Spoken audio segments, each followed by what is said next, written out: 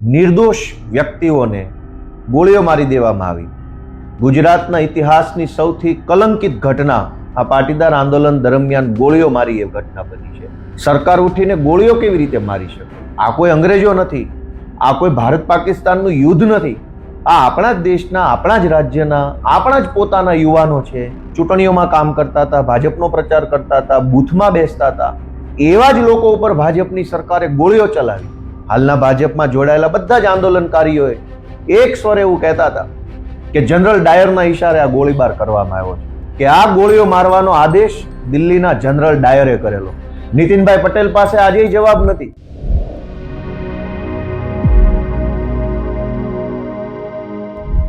પાટીદાર અનામત આંદોલનના 10 વર્ષ બાદ ફરી એકવાર જીએમડીસી ગ્રાઉન્ડ ગોળીબારનો મુદ્દો ચર્ચામાં આવ્યો છે.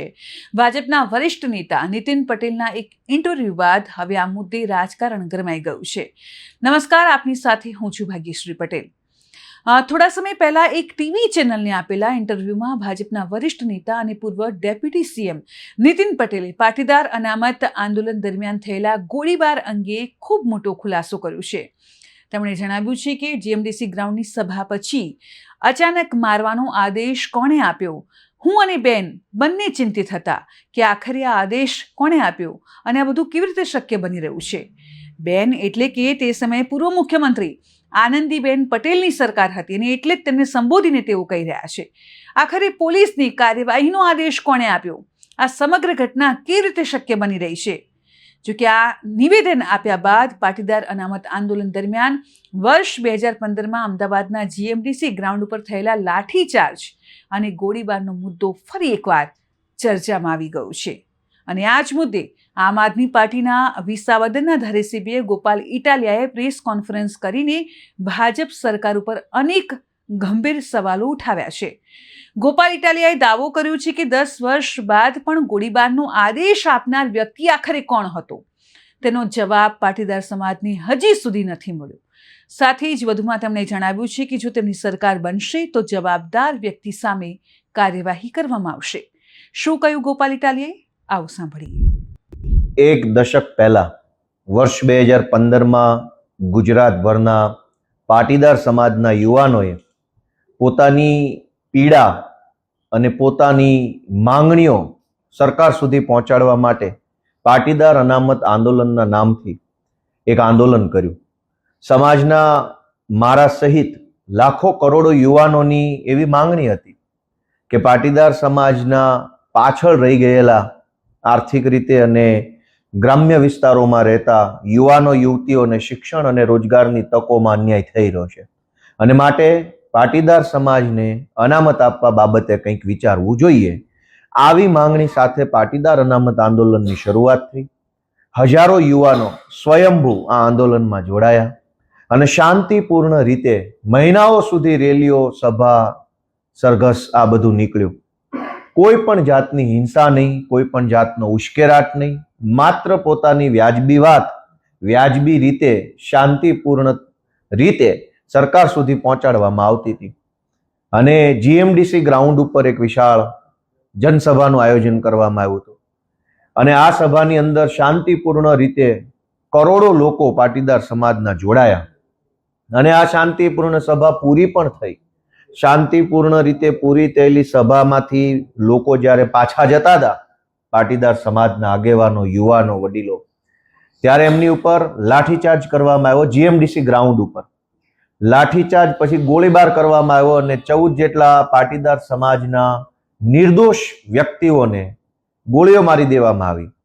ગુજરાતના ઇતિહાસની સૌથી કલંકિત ઘટના આ પાટીદાર આંદોલન દરમિયાન ગોળીઓ મારી એ ઘટના બની છે.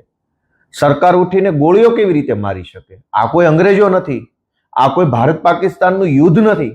આ આપણા જ દેશના, આપણા જ રાજ્યના, આપણા જ પોતાના યુવાનો છે. જે યુવાનો ક્યારેક ભાજપ માટે ચૂંટણીઓમાં કામ કરતા હતા, ભાજપનો પ્રચાર કરતા હતા, બૂથમાં બેસતા હતા. એવા જ લોકો ઉપર ભાજપની સરકારે ગોળીઓ ચલાવી, જાણે કે બે દેશ વચ્ચે યુદ્ધ થઈ ગયું હોય. એ વખતના નેતા, હાલના ભાજપના ધારાસભ્ય હાર્દિક પટેલ સહિત હાલના ભાજપમાં જોડાયેલા બધા જ આંદોલનકારીઓએ એક સ્વરે એવું કહેતા હતા કે જનરલ ડાયરના ઈશારે આ ગોળીબાર કરવામાં આવ્યો છે. મુખ્યમંત્રી આનંદીબેન હતા, નીતિનભાઈ હતા, અને સમાજ એવું માનતો હતો કે કદાચ સમાજના નાતે મુખ્યમંત્રી કે નાયબ મુખ્યમંત્રી આવું કામ ન કરે, કંઈ પણ ઘટના બને, પણ સમાજના દીકરા દીકરીઓ ઉપર ગોળી ચલાવવાનું કામ નીતિનભાઈ કે આનંદીબેન કરે નહીં, આવું માન્યતા એ વખતે હતી. અને આજે 10 વર્ષ પછી નીતિનભાઈ પટેલે એ વાતનો ખુલાસો કર્યો છે. નીતિનભાઈ અમારા સમાજના પીઢ આગેવાન છે, અમારા સમાજના નેતા છે, એમણે અમારા સમાજને ખૂબ નેતૃત્વ પૂરું પાડ્યું છે. પહેલા તો હું એમનો આભાર માનીશ કે કંઈ વાંધો નહીં, મોડા તો મોડા, પણ સત્ય કબૂલ્યું અને સત્ય સમાજની સામે મૂક્યું, એ બદલ નીતિનભાઈ સાહેબને હું આભાર માનીશ. કે સત્ય તો સત્ય છે, 10 વર્ષ વહેલા કે 10 વર્ષ મોડા લોકો સમક્ષ આવ્યું કે આ ગોળીઓ મારવાનો આદેશ દિલ્હીના જનરલ ડાયરે કરેલો. હાર્દિક પટેલ એ વખતે ખૂબ કહેતા હતા અને તમામ આંદોલનકારીઓ કહેતા હતા કે જનરલ ડાયરના ઈશારે આ ગોળીઓ મારવામાં આવી. આ જનરલ ડાયર કોણ? 10 વર્ષે હજુ પાટીદાર સમાજને અને ગુજરાતને આનો જવાબ કેમ નથી મળ્યો? નીતિનભાઈ પટેલ પાસે આજે જવાબ નથી, આનંદીબેન પટેલ પાસે જવાબ નથી કે જનરલ ડાયર કોણ, કયા જનરલ ડાયરે પટેલના દીકરા ઉપર ગોળીઓ ચલાવવાનો આદેશ આપ્યો. હું આજે આખા ગુજરાતના પટેલ સમાજને વિનંતી કરું છું કે આ જનરલ ડાયરને ઓળખો. એ વખતે મુખ્યમંત્રીને ખબર નહીં, નાયબ મુખ્યમંત્રીને ખબર નહીં, ગૃહમંત્રીને કદાચ ખબર નહીં, તો મુખ્યમંત્રીની જાણ બહાર પોલીસ ઇન્સ્પેક્ટર કે એસપી કે આઈજીની હિંમત છે ગોળીઓ ચલાવવાની? તો એનો અર્થ એમ થયો કે પટેલ સમાજના મતના આધારે બનેલી ભાજપની સરકારમાં રહેલા એક જનરલ ડાયરે પટેલો ઉપર ગોળીઓ ચલાવવાનો આદેશ આપ્યો. આ જનરલ ડાયરને સજા કોણ આપશે? આ જનરલ ડાયરને કોણ પકડશે? આ સવાલ આજે પટેલોના મનમાં છે, એક પીડા છે.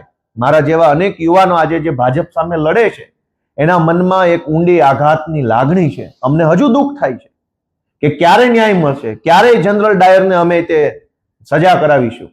આજે અનેક યુવાનો એ પોતે એક મનની અંદર એક આક્રોશ લઈને ફરે છે. અને જો સમાજની માંગણી વ્યાજબી હતી, સમાજનો મુદ્દો વ્યાજબી હતો, તો સરકારે એ વાત માનવી તો પડી જ. પણ પાટીદાર અનામત આંદોલનનો હાથો બનાવી, ઉપયોગ કરી, એની અંદર ષડયંત્રો કરી કોઈ જનરલ ડાયરે એ વખતની સરકાર ઉથલાવવાનું કામ કર્યું હોય એવું મારું માનવું છે. એટલે જનરલ ડાયરે નિર્દોષ યુવાનોને ગોળીઓ મરાવી, જનરલ ડાયરે પાટીદાર અનામત આંદોલનનો દુરુપયોગ કર્યો અને આ જનરલ ડાયરે આખા ગુજરાતને ડિસ્ટેબિલાઇઝ કરવા માટેનું કામ કર્યું છે. એ ગુજરાતની જનતા હવે જાણી ચૂકી છે. નીતિનભાઈએ કાલે કબૂલ્યું પોતાના ઇન્ટરવ્યુમાં જાહેરમાં કે નીતિનભાઈએ એસપીને ફોન કર્યો તો એસપી એમની વાત માનતા નહોતા. એસપીની આવી ઓકાત, એસપીની આ હિંમત કે સરકારના નાયબ મુખ્યમંત્રીને પણ ગાંઠે નહીં. એનો અર્થ એમ થયો કે આ સરકાર એ વખતે પણ અને ત્યારથી લઈને આજ સુધી ખાલી કહેવા પૂરતા નામના મોહરાઓ જ છે. જો નાયબ મુખ્યમંત્રી, મુખ્યમંત્રીઓને ખબર ના હોય ને ગોળીઓ છૂટતી હોય, જાણે કે યુદ્ધ થઈ ગયું હોય એમ, તોપું ને ટેન્કુ ફૂટતી હોય, તો મુખ્યમંત્રી, નાયબ મુખ્યમંત્રી શું કામના? અને હું માનું છું કે 2015માં જ નહીં, આજે ગુજરાતની પરિસ્થિતિ એ છે કે સરકારમાં બેઠેલા માણસો તો ખાલી નામના છે, અસલી સરકાર તો જનરલ ડાયર ચલાવે. આ જનરલ ડાયર આજે પણ ગુજરાતની સરકારમાં હસ્તક્ષેપ કરે છે. ગુજરાતના ટ્રાન્સફર, પોસ્ટિંગ, મોટા મોટા નિર્ણયો, પ્રોજેક્ટની વાતો, બધી બાબતોની અંદર જનરલ ડાયર ઇન્ટરફિયર કરે છે. એટલે આ જનરલ ડાયરને ગુજરાતની સૌ જનતા ઓળખે, પાટીદાર સમાજ ઓળખે અને પાટીદાર અનામત આંદોલન સમિતિ સાથે જોડાયેલા સૌ યુવાનો આ જનરલ ડાયરને ઓળખે એવી હું તો વિનંતી કરું છું. આજે પણ અમારા બધાના મનમાંથી જે યુવાનો પાટીદાર અનામત આંદોલન સાથે જોડાયા હતા, એ યુવાનોના મનમાંથી આજે પણ એ વાતનું દુઃખ ઓછું નથી થયું. હું તો ત્યાં સુધી માનું છું કે ભાજપમાં જોડાયેલા લોકોના મનમાં પણ કદાચ જનરલ ડાયરને એક વખત સજા કરાવવાનો સહેજ અંદર મનમાં ખ્યાલ હોઈ શકે. અંતે તો બધા સમાજના માણસો છે, સમાજ માટે લડ્યા છે, કામ કર્યું છે. કોઈ મજબૂરીમાં, કોઈ સંજોગોમાં જનરલ ડાયરના ચરણે થવું પડ્યું. પણ આ જનરલ ડાયર ખૂની, હિંસક માણસ, ગોળીઓ કરાવનારા માણસને સજા અપાવવા માટે અમે બધા હજુ બેઠા છીએ. અમને પૂરો વિશ્વાસ છે કે ઈશ્વર અમને શક્તિ આપશે, અમારો સમાજ અમને એક વખત સાથ આપશે અને જેણે ગોળીઓ મારી છે એ જનરલ ડાયરને જીવતે જીવ એક વખત અમે સજા અપાવવાનું કામ કરશું. જનરલ ડાયરને આખું ગુજરાત ઓળખે છે. હાર્દિક પટેલે પોતે જ પોતાના શબ્દોથી કીધેલું છે, ભાજપના ધારાસભ્ય જનરલ ડાયર કોણ છે. હાર્દિક પટેલ જ્યારે ભાજપમાં નહોતા ત્યારે એને સ્પષ્ટ નામ જો કીધું છે કે જનરલ ડાયર કોણ છે. એ પોતે ઓળખે છે. આજે એ જનરલ ડાયરની સાથે છે એ વાત અલગ છે, પણ જનરલ ડાયર જેને ગોળીઓ મરાવી છે એને આખું ગુજરાત ઓળખે છે. એ તો હાર્દિક પટેલના મતે ને ગોપાલભાઈના મતે જનરલ ડાયર અમે અને હાર્દિક ક્યાં અલગ હતા આંદોલનમાં? હવે તો અલગ છે. વાત તો ત્યારની છે. પણ વાત તમે 2026 માં કરો છો. જનરલ ડાયર આજે છે અહીંયા ગુજરાતમાં જ છે. સારા માણસોના નામ લેવાના હોય, જનરલ ડાયરોના નામ ના લેવાના હોય. જે દિવસે અમારી સરકાર બની ત્યારે ખુલ્લેઆમ સજા કરશો ત્યારે તમે જોશો કે આ જનરલ ડાયર હતો. કોઈ સત્તામાં એવડી મોટી તાકાત નથી કે લોકોને અન્યાય કરી શકે. ક્ષણિક ઘડીક થોડોક સમય માટે આજ એનો સમય છે, એને ગોળીઓ મારી. કાલ અમારી સરકાર આવશે, જનરલ ડાયરને બતાવશું કે સત્તામાં તાકાત નથી, તાકાત જનતામાં છે. જનતા અમને આશીર્વાદ આપશે, અમારો સમાજ, અમારો પટેલ સમાજ અમને આશીર્વાદ આપે, તે દિવસે જનરલ ડાયરને અમે સીધો કરશું. એ ક્યાંક માઇન્યુટલી તમે ઓબ્ઝર્વ કરો તો એ પાટીદાર સમાજને એક રીતે ઉશ્કેરવાનો પ્રયત્ન 10 વર્ષ પછી ફરી એક વખત કરવામાં આવી રહ્યો હોય એવું માઇન્યુટલી ઓબ્ઝર્વેશન લાગે છે. એના પછી તમારું આ પ્રકારનું નિવેદન છે, એટલે તમે અને નિતિનભાઈ બંને એક સાથે ઉશ્કેરવાનો પ્રયત્ન કરો છો સમાજને કે શું? સમાજ ભણેલ ગણેલ છે, સમાજ બુદ્ધિશાળી છે, સમાજ ચિંતન મનન કરતો સમાજ છે, એટલે કઈ હું કહું ને ઉશ્કેરાઈ જાય એવો સમાજ નથી. ગુજરાતનું નેતૃત્વ કરનારો પીઠ મોભી સમાજ અમારો સમાજ છે. હું કઈ બે શબ્દો બોલું ને આખો સમાજ ઉશ્કેરાઈ જાય એનો અર્થ એ છે કે સમાજની વિચારવાની ક્ષમતા ઉપર પ્રશ્ન ઉભો કરો છો. સમાજ ખૂબ સંયમી છે. સમાજે ગુજરાત આખાનું વર્ષોથી નેતૃત્વ કર્યું છે. ગુજરાતને ઘડવાનું, ગુજરાતને આગળ લઈ જવાનું, ગુજરાતની એક એક વ્યવસ્થાના પાયામાં પટેલ સમાજનું યોગદાન છે.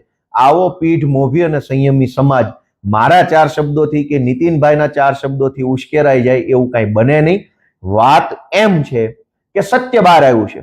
જે મુદ્દો હાર્દિક પટેલ, અલ્પેશ કથિરિયા, ગોપાલભાઈ ઇટાલિયા, વરુણ પટેલ આ લોકો 2015માં કહી રહ્યા હતા કે જનરલ ડાયરે ગોળીઓ મરાવી છે, જનરલ ડાયરના ઈશારે હિંસા થઈ છે, જનરલ ડાયરે સરકાર ઉથલાવવા માટે આ ષડયંત્ર કર્યું છે, એવું અમે 10 વર્ષ પહેલા કહેતા હતા.